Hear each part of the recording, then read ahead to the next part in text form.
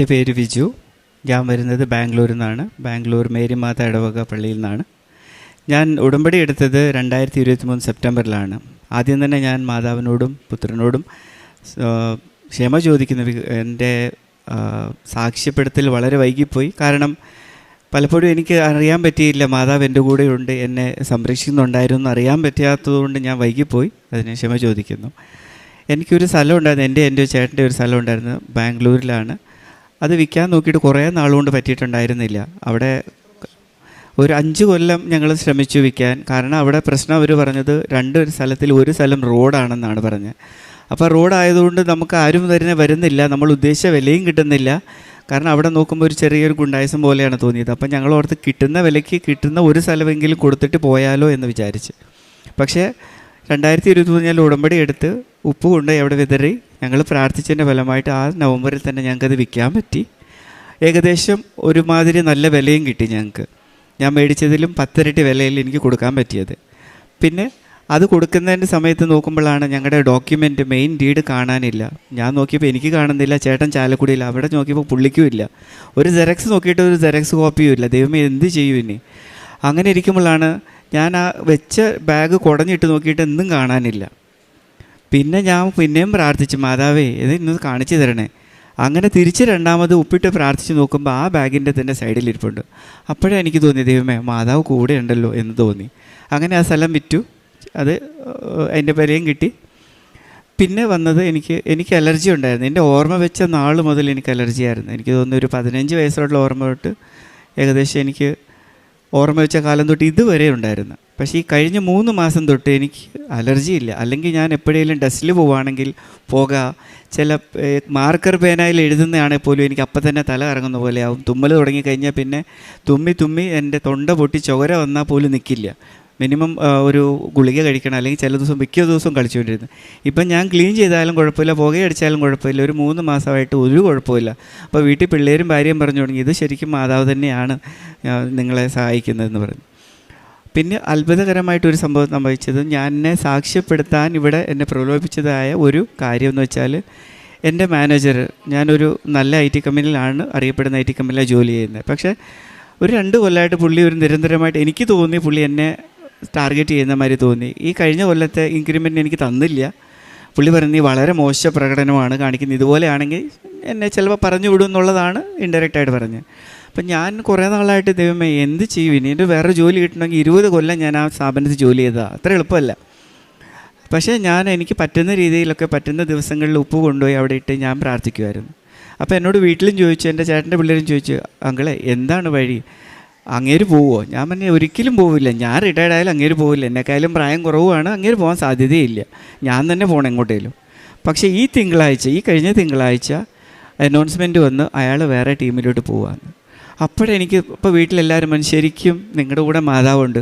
ശരിക്കും അപ്പോൾ എനിക്ക് തോന്നി, ദൈവമേ ഞാൻ എത്ര വൈകി മനസ്സിലാക്കാൻ. ഒരിക്കലും സംഭവിക്കാത്തൊരു കാര്യമാണ് സംഭവിച്ചു. അതോടെ എനിക്ക് കുറേ സമാധാനമുണ്ട്. ഇപ്പം അല്ലെങ്കിൽ എപ്പോഴും നമ്മൾ അവരെ തൃപ്തിപ്പെടുത്താനാണല്ലോ ജോലി ചെയ്യുന്നത്. ആ ഒരു തലവേദന എനിക്ക് കുറഞ്ഞു കിട്ടി. മാതാവേ ഈശോയെ നന്ദി പറയുന്നു.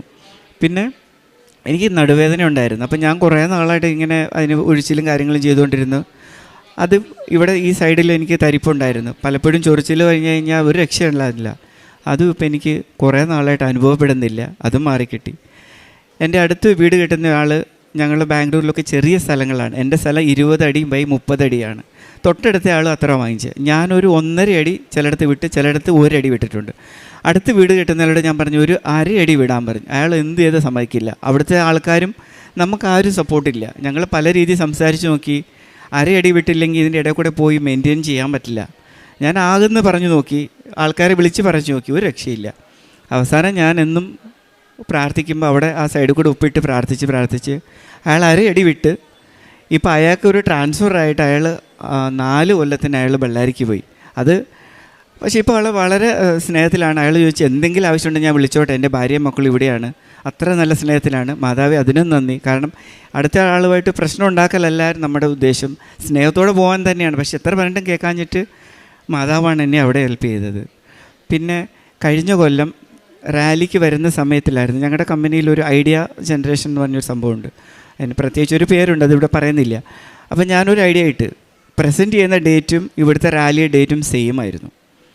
അപ്പം ഞാൻ 183 ഐഡിയയിൽ ഞങ്ങളുടെ ഒരു ഐഡിയ വന്ന് 4ാമത് സെലക്റ്റായി, അല്ല 10ൽ വന്ന്.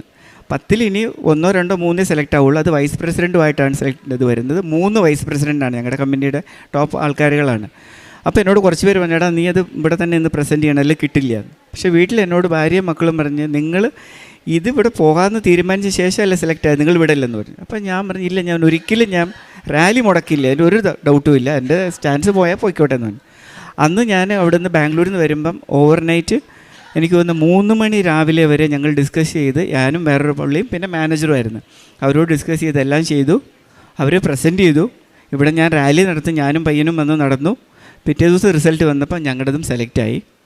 അതും വലിയൊരു അത്ഭുതം തന്നെയാണ്. സെലക്റ്റായി. അത് ഞാൻ 1 കൊല്ലത്തിനായി ഇംപ്ലിമെൻറ്റേഷനും ചെയ്തു. അപ്പം അതും വീണ്ടും എനിക്ക് മാതാവ് കാണിച്ചു തന്നാണ് ഞാൻ കൂടെയുണ്ട്. പിന്നെ എൻ്റെ മകന് അവന് അലർജിയുണ്ട്, അസ്തമയമുണ്ട്. കഴിഞ്ഞ കൊല്ലം ഞങ്ങളെ റാലിക്ക് കൊണ്ടുവന്നു. ഇവിടുന്ന് അവിടം വരെ നടന്ന് ഒരു സ്പ്രേ ഒന്നും അടിക്കാതെ നടന്ന്, അങ്ങനെ എനിക്ക് അവനെയും കൂടുതലായിട്ട് മാതാവിൻ്റെ വിശ്വാസത്തിൽ കൊണ്ടുവരാൻ പറ്റുന്നു. ഈ കൊല്ലവും ഞങ്ങൾ എല്ലാവരും തന്നെ വരാനാണ് ഉദ്ദേശിച്ചിരിക്കുന്നത്. അതിനുവേണ്ടി ഞങ്ങൾ പ്രാർത്ഥിച്ചുകൊണ്ട് ഒരുങ്ങിക്കൊണ്ടിരിക്കുന്നു. ഇങ്ങനെ പല പല കാര്യത്തിൽ എനിക്ക് എന്നെ സഹായിച്ച മാതാവിനോടും തിരുക്കുമാരോടും നന്ദി പറയുന്നു. പ്രേക്ഷിത പ്രവർത്തനമായിട്ട് ഞാൻ ആരെങ്കിലും എന്നോട് ചോദിക്കുകയാണ് ബുദ്ധിമുട്ടാണ് ചേട്ടാ, പഠിക്കാൻ ബുദ്ധിമുട്ടാണെങ്കിൽ ഞാൻ എന്നെക്കൊണ്ട് പറ്റുന്ന സഹായം ഞാൻ അവർക്ക് ചെയ്യും. അത് പഠിക്കാനാണെങ്കിൽ ചെയ്യും, അല്ലെങ്കിൽ അവർക്ക് രോഗാവസ്ഥയാണെങ്കിൽ അതിൻ്റെ ചെയ്യും. പിന്നെ ഇപ്പം ഞാൻ റീസെൻ്റായിട്ട് എന്താ ചെയ്യുന്നത് വെച്ചാൽ, ഞാൻ എൻ്റെ പള്ളിയിലെ വിൻസെൻ്റ് ഇപ്പോളുടെ പ്രസിഡൻ്റായി. അപ്പോൾ എനിക്ക് എൻ്റെ ആ പള്ളിയിലുള്ള ചേച്ചിമാർ പറയടാ, അവർ അവിടുന്ന് ഒരാൾ വിളിച്ച് അവർക്കൊരു കുറച്ച് സഹായം ചെയ്യാൻ പറ്റുമോ? ഞാൻ പറയും ഓക്കെ നമുക്ക് ചെയ്യാമല്ലോ. അപ്പം ബാക്കി ആൾക്കാരോട് ചോദിച്ച് അവർക്ക് നമ്മൾ മാസം തോറും മിനിമം തുക കൊടുത്ത് അങ്ങനെ ഓരോരോ ഫാമിലിനെ അഡാപ്റ്റ് ചെയ്ത് ഇപ്പോൾ 6 ഫാമിലി ഞങ്ങൾ അഡാപ്റ്റ് ചെയ്തു. അപ്പം പള്ളിയിൽ നിന്ന് കിട്ടിയെങ്കിൽ കിട്ടി, കിട്ടിയില്ലെങ്കിൽ ഞാൻ തുടങ്ങും. അപ്പം മിനിങ്ങാന്ന് ഒരാളുടെ പേര് ജപ്തിയാവുമെന്ന് പറഞ്ഞു വന്നു. അപ്പം അയാൾക്ക് ഞാൻ അച്ഛനുമായിട്ട് സംസാരിച്ച് ഒരു ചെറിയ സഹായം ചെയ്തു. അപ്പോൾ അയാളും അതിൽ നിന്ന് തൽക്കാലം രക്ഷപ്പെട്ടു. അങ്ങനെ ഞാനത് തുടർന്നുകൊണ്ടിരിക്കുകയാണ്. പ്രാർത്ഥനാ ജീവിതം വീട്ടിൽ ഞങ്ങൾ സ്ഥിരമായിട്ട് ഞാൻ പ്രാർത്ഥിക്കാറുണ്ട്. പിള്ളേരും മക്കളും രാവിലെ ആയിട്ട് വരാറില്ല, പക്ഷേ ഞാനത് മുടക്കാതെ പ്രാർത്ഥിക്കുന്നുണ്ട്. പേപ്പർ ഞങ്ങൾ അവിടെ കൊടുക്കുന്ന കന്നഡ, തമിഴ് ഈ വക പള്ളിയിലുണ്ട്. പലരും അവിടെ അറിയാത്ത പള്ളികളിലുണ്ട്. അപ്പോൾ ഞാൻ അവിടെ പോയിട്ട് ഞാൻ പറയും ഇങ്ങനെ ഒരു അത്ഭുത മാതാവാണിത്, ഇവിടെ നാട്ടിൽ നിന്നാണ്, ഇന്ന സ്ഥലമാണ്. അപ്പോൾ ചിലർ വിളിക്കാറുണ്ട് എവിടെയാണ് സ്ഥലം, മനസ്സിലായി. അപ്പോൾ അവർക്ക് ഞാൻ അതിൻ്റെ സഹായങ്ങൾ ചെയ്തു കൊടുക്കാറുണ്ട്, എങ്ങനെയാണ് പോകണമെന്നുള്ളത്. ഇതാണ് എനിക്ക് പറയാനുള്ളത്. മാതാവിനും തിരുക്കുമാരനും 1000 നന്ദി പറഞ്ഞുകൊണ്ട് ഞാൻ ലൂക്ക 17:6 കർത്താവ് പറഞ്ഞു, നിങ്ങൾക്ക് ഒരു കടുകുമണിയോളം വിശ്വാസമുണ്ടെങ്കിൽ ഈ സിക്കമിൻ വൃക്ഷത്തോട് ചുവടോടെ ഇളകി കടലിൽ ചെന്ന് വേരുറയ്ക്കുക എന്ന് പറഞ്ഞാൽ അത് നിങ്ങളെ അനുസരിക്കും. ബിജു ജോൺ എന്ന ഈ മകൻ്റെ ഉടമ്പടി സാക്ഷ്യം നമ്മൾ ശ്രദ്ധിക്കുന്നത് 3 നിയോഗങ്ങൾ മകൻ അമ്മ മാതാവിൻ്റെ തിരുനടയിൽ സമർപ്പിക്കുമ്പോൾ ആ 3 നിയോഗത്തിനും വളരെ ഗുരുതരമായ പ്രശ്നങ്ങളുണ്ട്. ഒന്ന് തന്നെക്കൊണ്ട് തീർക്കാൻ പറ്റുന്ന വിഷയങ്ങളല്ല, എല്ലാം മറ്റുള്ളവരെ ആശ്രയിച്ച് നിൽക്കുന്ന പ്രശ്നങ്ങളാണ്. അതുകൊണ്ട് തന്നെ താൻ എത്ര പരിശ്രമിച്ചാലും താൻ എത്ര നന്നായാലും അതുകൊണ്ട് നേടിയെടുക്കുവാൻ പറ്റുന്ന കാര്യങ്ങളുമല്ല. ഒന്ന് ജോലിയിലുള്ള വിഷയം. ഓരോ നിമിഷവും ചേട്ടനെ പറഞ്ഞുവിടുമെന്ന രീതിയിൽ, പെർഫോമൻസ് മോശമാണെന്ന രീതിയിൽ ഭീഷണികൾ വന്നുകൊണ്ടിരിക്കുകയാണ്. രണ്ടാമത്തത് വീടിൻ്റെ അരികിൽ അരയടി വിടുവാൻ വേണ്ടിയുള്ളൊരു പ്രശ്നം. അത് അപ്പുറത്തുള്ള വീട്ടുകാരന് പൂർണ്ണ സ്വാതന്ത്ര്യവും അവകാശവുമുള്ള ഇടമാണ്. അദ്ദേഹം വിട്ടാൽ മാത്രമേ അതിനകത്ത് ഉപകാരമുള്ളൂ. അത് പിടിച്ചു വാങ്ങുവാനായിട്ട് നമുക്ക് പറ്റത്തില്ല. മറ്റൊന്നും ഇതുപോലെ തന്നെ സഹോദരൻ സൂചിപ്പിച്ചു. ഈ 3 മേഖലകളിലും മറ്റുള്ളവരെ ആശ്രയിച്ച് നിൽക്കുന്ന വിഷയങ്ങളിൽ എങ്ങനെയാണ് മാതാവ് ആ നിയോഗം അനുഗ്രഹമാക്കി നൽകിയതെന്ന് വാക്കുകൊണ്ട് സൂചിപ്പിച്ചു. ആദ്യത്തത് ജോലിയിൽ ആര് ഭീഷണിപ്പെടുത്തിയോ അദ്ദേഹം മാറിപ്പോയി. രണ്ടാമത്തത് വീടിൻ്റെ സ്ഥലവുമായി ബന്ധപ്പെട്ട് എല്ലാവരെ കൊണ്ട് പറയിച്ചിട്ടും നടക്കാതിരുന്നത് അമ്മ മാതാവിൻ്റെ ഉപ്പിട്ട് പ്രാർത്ഥിക്കുമ്പോൾ ആ വ്യക്തിക്ക് സ്ഥലമാറ്റമായി, ആ നിശ്ചയിച്ചതുപോലെ അരയടി വിടുവാൻ തീരുമാനമായി. ഇതാണ് സിക്കമൻ വൃക്ഷം കടലിൽ പോയി വേരുറയ്ക്കുക എന്ന് പറയുന്നത്. നമുക്ക് മാറാനാവാത്ത മലകൾ, നമുക്ക് മാറ്റാനാവാത്ത വലിയ പ്രശ്നങ്ങൾ അത് അമ്മയുടെ കരങ്ങളിലേക്ക് കൊടുക്കുമ്പോൾ അമ്മയ്ക്കമ്മയുടെ പദ്ധതികളുണ്ട്. ചിലപ്പോൾ വ്യക്തികളെ തന്നെ മാറ്റിക്കളയും, ചിലപ്പോൾ സാഹചര്യങ്ങളെ മാറ്റിക്കളയും, ചിലപ്പോൾ അവിടെയുള്ള എന്താണോ പ്രശ്നം ആ പ്രശ്നത്തിന് മൂല കാരണമാകുന്ന വിഷയങ്ങളുടെ മേൽ തീരുമാനമെടുക്കും. ഇത് നമ്മളെ ബാധിക്കുന്നതോ നമ്മുടെ ജീവിതവുമായി ബന്ധപ്പെട്ടതോ ആയിരിക്കത്തുമില്ല. ഇത് ഉടമ്പടിയുടെ ഒരു പ്രത്യേകതയാണ്.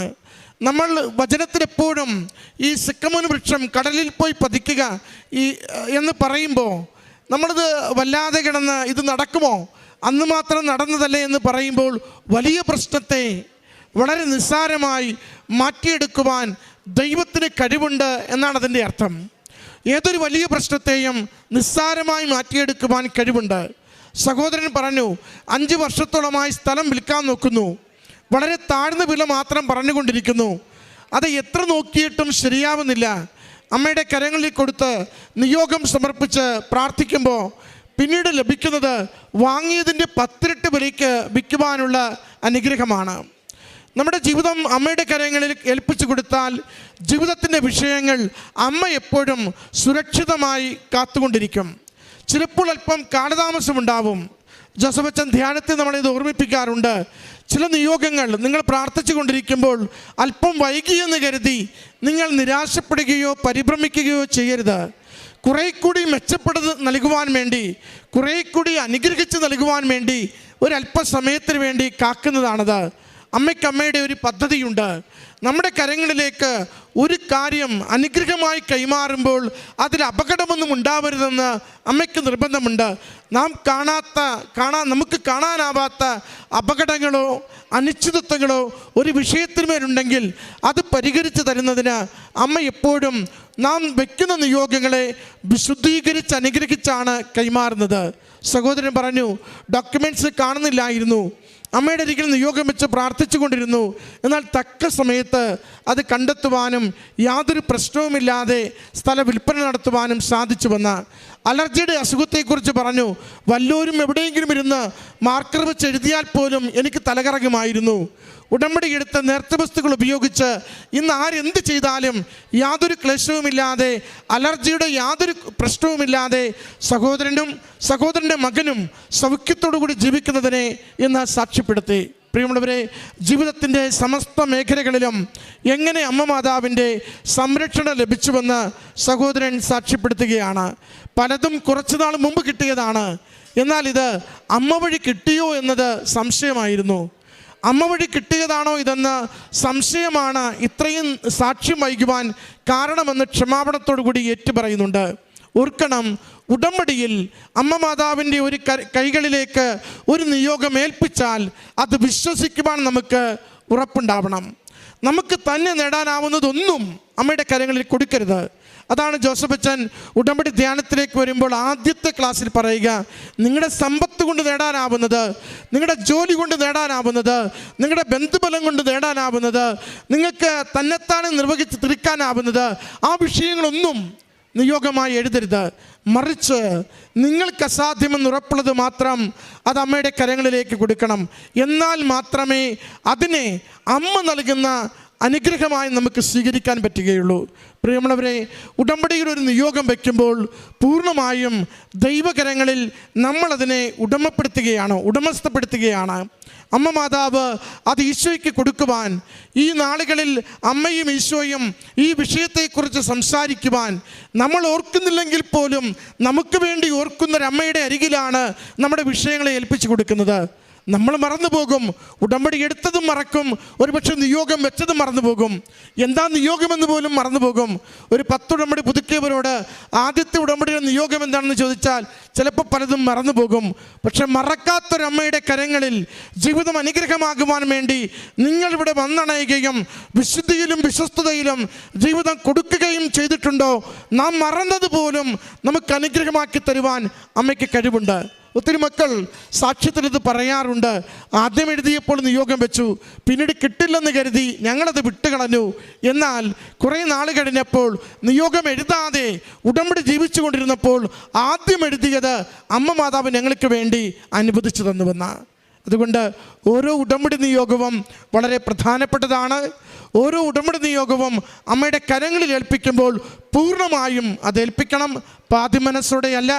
അമ്മ അത് അനുവദിച്ചു തരുമ്പോൾ ദൈവിക ഇടപെടലായി അതിനെ വിശ്വസിക്കുവാനും തിരിച്ചറിയുവാനും സാക്ഷ്യപ്പെടുത്തുവാനും നമുക്ക് സന്തോഷമുണ്ടാവണം.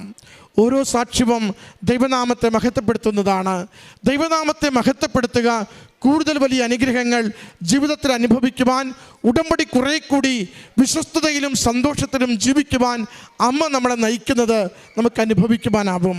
ഈ സഹോദരൻ്റെ ജീവിതത്തിൽ ഏറ്റവും ക്ലേശകരമായ കാര്യങ്ങളിൽ അമ്മ കൊടുത്ത തീരുമാനങ്ങൾക്ക്, അമ്മ കൊടുത്ത സമൃദ്ധിക്ക്, രോഗസൗഖ്യത്തിന് എല്ലാം അമ്മ മാതാവിനും തിരുക്കുമാരനും നന്ദി പറഞ്ഞുകൊണ്ട് കരങ്ങളടിച്ച് ഈ സാക്ഷ്യം. എൻ്റെ പേര് റിനി. ഞാൻ വെങ്ങാനൂരിൽ നിന്ന് വരുന്നു. തിരുവനന്തപുരമാണ് എൻ്റെ സ്വദേശം. ഞാൻ ആഴാകുളം ദേവാലയത്തിലാണ് പോകുന്നത്. 2022 ഡിസംബർ 30 ഞാൻ ആദ്യമായിട്ട് ഉടമ്പടി എടുക്കുന്നത്. ഞാൻ ഉടമ്പടി എടുത്ത് 30ാമത്തെ ദിവസത്തിനകത്ത് തന്നെ ഞങ്ങൾ 12 വർഷമായിട്ട് ഒരു വസ്തു വാങ്ങണം എന്ന് ഞങ്ങൾ തീരുമാനിച്ചിരുന്നു. പക്ഷേ അത് നടക്കാതിരുന്നു. 30 ദിവസത്തിനകത്ത് വെച്ച് ഞങ്ങൾക്ക് അതിൻ്റെ ഇടപാട് നടന്നു. അതിനുശേഷം ഞങ്ങൾക്ക് ഈ വസ്തു വാങ്ങിച്ചതിൻ്റെ ഒരുപാട് ബാധ്യത ഞങ്ങളുടെ ചുമലിലേക്ക് വരികയും ഞങ്ങൾക്ക് താങ്ങാൻ പറ്റാത്ത അത്രയും കടബാധ്യതയായിപ്പോയി. ഞങ്ങളൊരു വസ്തു ഒരുപാട് നാളായിട്ട് വിൽക്കുവാൻ വേണ്ടിയിട്ട് ഇട്ടിട്ടുണ്ടായിരുന്നു. ഞാൻ വന്ന് ഉടമ്പടിയിൽ നിരന്തരമായി പ്രാർത്ഥിക്കുകയും പ്രേക്ഷിത പ്രവർത്തനം ചെയ്യുകയും എല്ലാം ചെയ്യുന്നുണ്ടായിരുന്നു. എൻ്റെ 3ാമത്തെ ഉടമ്പടിയുടെ പുതുക്കലിൻ്റെ സമയത്ത് ഞാൻ അമ്മ മാതാവിനോട് ഒരു ഡേറ്റ് വെച്ച് പ്രാർത്ഥിച്ചു. ഡിസംബർ 7 മുന്നേ ആയിട്ട് എനിക്ക് എൻ്റെ വസ്തുവിൻ്റെ കച്ചവടം നടക്കണം എന്ന് ഞാൻ പ്രാർത്ഥിച്ചു. അത്രമേൽ കടഭാരമായിപ്പോയി. ഞങ്ങൾക്കൊന്നും ചെയ്യാൻ പറ്റാത്ത അവസ്ഥയായിരുന്നു. ഡിസംബർ 4 തന്നെ എൻ്റെ വസ്തു എഗ്രിമെൻ്റ് ആവുകയും ഞാൻ 7 അമ്മ മാതാവിൻ്റെ അടുത്ത് വന്ന് പ്രാർത്ഥിക്കുകയും നന്ദി പറയുകയും ചെയ്തു. വസ്തുവിൻ്റെ കച്ചവടം കഴിഞ്ഞു. അത് കഴിഞ്ഞ് ഡിസംബർ 26 എൻ്റെ മകനാണിത്. കൈലാഷ് എന്നാണ് മോൻ്റെ പേര്. മോനിപ്പോൾ 15 വയസ്സായി. ഈ 14 വയസ്സിൻ്റെ ഇടയിൽ ഒരിക്കൽ പോലും മോന് ഫിക്സ് എന്ന് പറയുന്ന ഒരു അസ്വസ്ഥത മോൻ്റെ ജീവിതത്തിൽ വന്നിട്ടില്ല. ക്രിസ്മസ് കഴിഞ്ഞ് പിറ്റേ ദിവസം നോക്കുമ്പോൾ എൻ്റെ മോൻ പെട്ടെന്ന് ഓർമ്മയിട്ട് താഴെ വീണു. ഞങ്ങൾ ഉടനെ തന്നെ ഹോസ്പിറ്റലിൽ കൊണ്ടുപോയി. ഞങ്ങൾ വിചാരിച്ച് BP ഷുഗർ എന്തെങ്കിലും കുറഞ്ഞതായിരിക്കുമെന്ന്. അവിടെ കൊണ്ടുപോയപ്പോഴാണ് ഡോക്ടർ പറയുന്നത് ഇത് കുഞ്ഞിന് ഫിക്സ് വന്നതാണെന്ന് തോന്നുന്നു, നിങ്ങൾ മെഡിക്കൽ കോളേജിൽ കൊണ്ടുപോകാൻ പറഞ്ഞു. മെഡിക്കൽ കോളേജിൽ ഞങ്ങൾ കൊണ്ടുപോയി. അവിടെ മോനെ കൊണ്ട് 3-ാം വാർഡിൽ അഡ്മിറ്റ് ചെയ്ത് അവർ പറഞ്ഞു നിങ്ങൾ ഇവിടുന്ന് സൂപ്പർ സ്പെഷ്യാലിറ്റിയിലോട്ട് പെട്ടെന്ന് മാറ്റണം, കുഞ്ഞുകുട്ടിക്ക് ഇത് ന്യൂറോ സംബന്ധമായിട്ടുള്ള വിഷയമാണ്, നിങ്ങൾ അങ്ങോട്ട് മാറ്റാൻ പറഞ്ഞു. പക്ഷേ അവിടെ നിന്ന് ഒരു ഡോക്ടർ വരികയോ പിള്ളയെ അങ്ങോട്ട് റെഫർ ചെയ്താൽ മാത്രമേ മാറ്റത്തുള്ളൂ. ഒരു ഡോക്ടർ വന്ന് MRI എടുക്കാൻ വേണ്ടി എഴുതിയെങ്കിലും മോന് ഡേറ്റ് കിട്ടുന്നില്ല. ഡേറ്റ് ഒരു 15 ദിവസത്തിന് ശേഷമാണ് ഡേറ്റ് കിട്ടുന്നത്. മോനൊരു ഇഞ്ചക്ഷൻ എടുത്തപ്പോൾ കൈയും കാലും എല്ലാം തളർന്ന് മോൻ പറഞ്ഞ് അമ്മ എനിക്ക് നടക്കാനൊന്നും പറ്റുന്നില്ല എന്ന് പറഞ്ഞ് എൻ്റെ മോൻ എൻ്റെ കയ്യിൽ പിടിച്ചിട്ട് കരയാണ്. ഞാൻ ഉടമ്പടി എണ്ണയും കാശ് രൂപവും വെച്ച് മോനെ പ്രാർത്ഥിച്ച് നിരന്തരം ഞാൻ കരഞ്ഞ് പ്രാർത്ഥിച്ച് എൻ്റെ മോനെ മെഡിക്കൽ കോളേജിൽ 3-ാം വാർഡിൽ തറയിലൊരു മൂലയ്ക്ക് കിടത്തിയിട്ട് ഞാൻ അപ്പുറത്ത് സൂപ്പർ സ്പെഷ്യാലിറ്റിയിലോട്ട് ഓടുകയാണ്. അവിടെ നിന്ന് ഡോക്ടർ വന്നാൽ മാത്രമേ മോനെ അങ്ങോട്ട് റെഫർ ചെയ്യുകയുള്ളൂ, മോന് ട്രീറ്റ്മെൻറ്റ് സ്റ്റാർട്ട് ചെയ്യുകയുള്ളൂ. പക്ഷേ ഞാൻ പ്രാർത്ഥിച്ചു, മാതാവേ ഞങ്ങൾ എത്ര രൂപ ചിലവാക്കി വേണമെങ്കിലും ഞങ്ങൾ പക്ഷേ എൻ്റെ മോൻ ഒരു കുഴപ്പവും ഉണ്ടാവല്ലേ എന്ന് പറഞ്ഞ് ഞങ്ങൾ പ്രാർത്ഥിച്ചു. അന്ന് രാത്രി 11:30 എന്നെ സ്കാൻ സെൻറ്ററിൽ നിന്ന് വിളിക്കുന്നു, മോനെ സ്കാനിങ്ങിന് കൊണ്ടുചെല്ലാൻ. MRI എടുത്തു. MRIയിൽ ഒരു പ്രശ്നവും ഇല്ല എന്ന് പറഞ്ഞു. ഡോക്ടർ പറയുന്നതെന്ന് പറഞ്ഞാൽ തലയ്ക്കകത്ത് ഞരമ്പിൽ ഇടയ്ക്കിടയ്ക്ക് ബ്ലഡ് ഓട്ടം കുറയുന്നത് കൊണ്ടാണ് മോന് ഫിക്സ് വന്ന് ഓർമ്മ ഇട്ട് വീഴുന്നത്. അത് കഴിഞ്ഞ് ഒരു 3-4 ദിവസം കഴിഞ്ഞ് ഡിസ്ചാർജ് ചെയ്ത് വീട്ടിൽ വന്ന് പിറ്റേ ദിവസം തന്നെ വീണ്ടും ഞങ്ങൾ നോക്കിയപ്പോൾ മോനെ കാണാനില്ല. നോക്കിയപ്പോൾ പുറത്ത് ബോധം കെട്ട് കിടക്കുകയാണ്. ഞങ്ങൾ വീണ്ടും കൊണ്ടുപോയി. ഇതേ അവസ്ഥ തന്നെ. ഞാൻ മാതാവിനോട് നിരന്തരം ഞാൻ പ്രാർത്ഥിച്ചു. ഞാൻ പറഞ്ഞു, മാതാവേ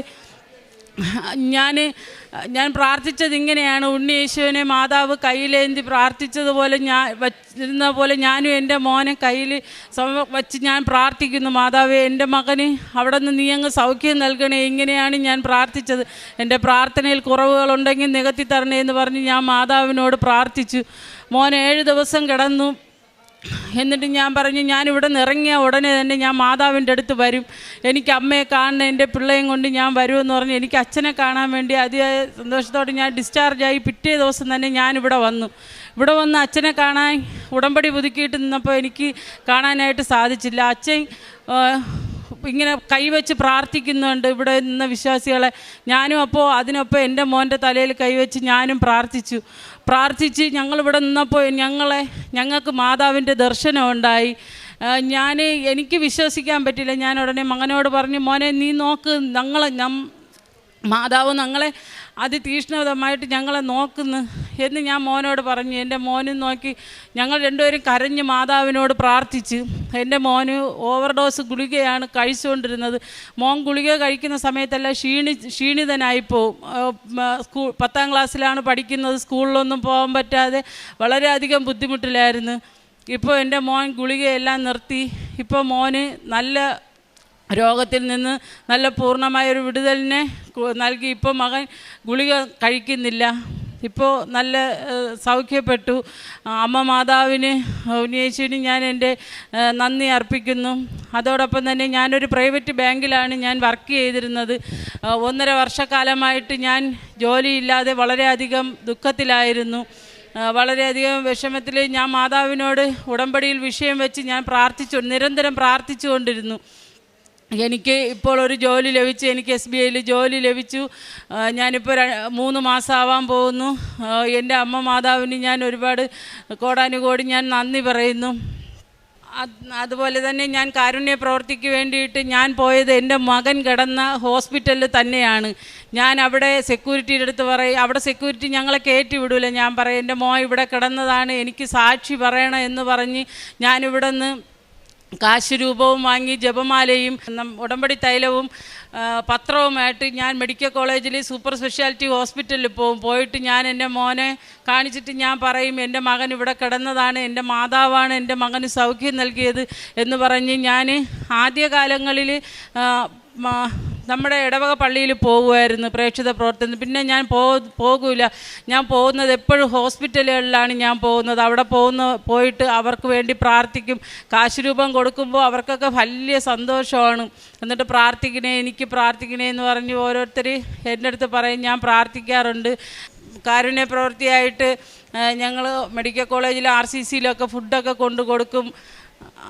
പ്രാർത്ഥന സഹായം ആവശ്യപ്പെടുന്നവർക്ക് വേണ്ടി ഞങ്ങൾ പ്രാർത്ഥിക്കാനും ഉടമ്പടിയിൽ ആ വിഷയം വെച്ച് പ്രാർത്ഥിക്കാൻ വേണ്ടി ഞാനേറെ പ്രത്യേകമായിട്ട് ശ്രദ്ധിക്കാറുണ്ട്. എനിക്ക് എൻ്റെ മകന് നൽകിയ ഇത്രയും വലിയ നന്മയ്ക്കായിട്ട് എൻ്റെ മാതാവിനോടും ഈശോയോടും ഞാൻ കോടാനുകോടി നന്ദി അർപ്പിച്ചുകൊള്ളുന്നു. യെശയ്യാ പ്രവാചകൻ്റെ പുസ്തകം 66 13 മുതൽ 14 വരെയുള്ള തിരുവചനങ്ങൾ. അമ്മയെപ്പോലെ ഞാൻ നിന്നെ ആശ്വസിപ്പിക്കും, ജെറുസലേമിൽ വെച്ച് നീ സാന്ത്വനം അനുഭവിക്കും. അതുകണ്ട് നിങ്ങളുടെ ഹൃദയം സന്തോഷിക്കും, നിങ്ങളുടെ അസ്ഥികൾ പുല്ലുപോലെ തളർക്കും. കർത്താവിൻ്റെ കരം അവിടുത്തെ ദാസരോടുകൂടെയും കർത്താവിൻ്റെ രോഷം അവിടുത്തെ ശത്രുക്കൾക്കെതിരെയും ആണെന്നപ്പോൾ വെളിവാകും. നേർച്ച വസ്തുക്കളുടെ ഉപയോഗവും യൂട്യൂബിലുള്ള ആരാധനയിലൂടെ അന്നന്ന് അച്ഛൻ എന്താ ആവശ്യമുള്ളതെന്ന് പരിശുദ്ധ അച്ഛനിലൂടെ നമ്മളോട് പറഞ്ഞു തരികയും ചെയ്യുകയാണ്. അതനുസരിച്ചു. അങ്ങനെ ഉടമ്പടി വിശ്വാസവും വിശ്വസ്തതയും സമർപ്പണവും സത്യസന്ധതയിൽ നിന്ന് ഉടമ്പടി ജീവിതം മുന്നോട്ട് പോയപ്പോൾ അവരുടെ കാര്യത്തിൽ യാതൊരു തർക്കവും കൂടാതെ പരിശുദ്ധമ്മ ഒരിക്കലും നടക്കില്ലെന്ന് പറഞ്ഞ കാര്യം ഈസിയായി. ഇതാണ് ഉടമ്പടി ജീവിതം. ഇങ്ങനെ ഉടമ്പടിയിൽ അവർ മുന്നോട്ട് പോയപ്പോൾ പരിശുദ്ധമ്മ അവർക്ക് നൽകിയ അനുഗ്രഹത്തിന് ഈശോയ്ക്ക് നമ്മൾക്ക് കരങ്ങളടിച്ച് ഈശോയ്ക്ക് നന്ദി പറയാം.